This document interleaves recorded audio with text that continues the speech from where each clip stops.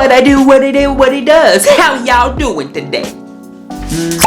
So if you don't remember what happened last week, God used Moses and Aaron to set the Israelites free. And after they left Egypt, the Israelites traveled for several days. Now they didn't have a tour bus or helicopter or Camel F-150s. They had Dollar General flip-flops on their feet and their faith in their heart. So they ended up camping in between some mountains with the sea in front of them. You smell that? I smell a beachfront view, baby!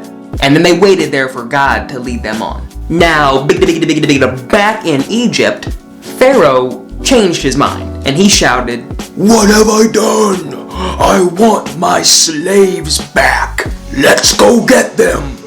Pharaoh was regretting his decision. It was kind of like when you have a really cool shirt and you wear it every single day, and then you let somebody else have the shirt so you don't have it anymore. But then you realize that you hate your life without that cool shirt, so you want to go back and get it. But in Pharaoh's day, he wasn't trying to get back his super cool shirt. He was trying to get back an enslaved group of Israelites. So Pharaoh called his army together, and Pharaoh and his army went out strong on their chariots to chase down the Israelites. When the Israelites looked up from their camp and they saw Pharaoh and his chariots a-coming, they were terrified. They cried out to the Lord, "Help us, God! Help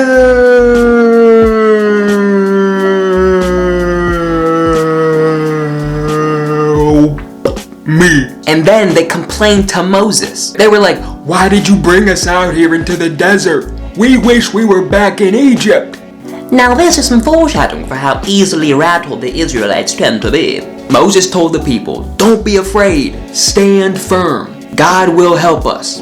Just watch as God rescues you." And then God told Moses to raise up the stick he was carrying, aka his pimp cane, and to hold both of his hands over the sea. And then suddenly God sent a strong wind to blow back the sea to both sides. Now, was the wind a powerful force that God had been holding back, or did he sneeze? The world may never know. But now there was a dry path through the sea, and the Israelites could walk on the path that God had made for them. Now that is an amazing miracle. Imagine the fish staring at the Israelites as they're walking through the dry land in the middle of the water. The fish are probably like, "Hey, how you do that? Look at that, Cletus. Look at there. Look at, they done did split the water. Look at there. All I know is that my wife is on the other side of that water. God is good." Now as the Israelites walked safely through the dry ground, Pharaoh's army began to follow them. Now just as God's people had reached the other side, Pharaoh's army was so close behind them. It was like watching Scooby-Doo when the bad guys just about to grab their shirt, and then Moses put his hands over the water and God stopped the winds, and Pharaoh's army was destroyed. But God's people were safe.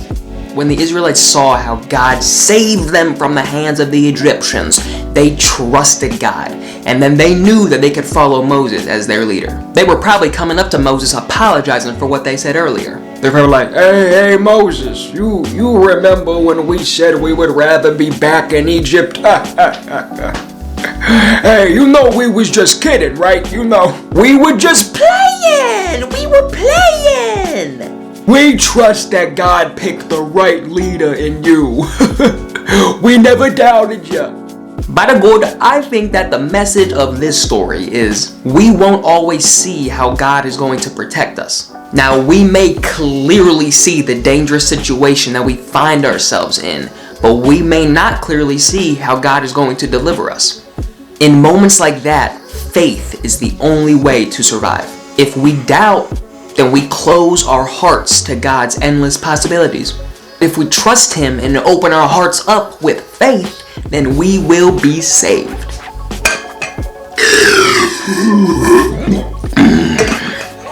I hope that you all enjoyed the story today. And I pray that you understood the message. The message being that God is our sovereign Lord and He will protect us when we put our ultimate faith in Him. I hope to see y'all next week.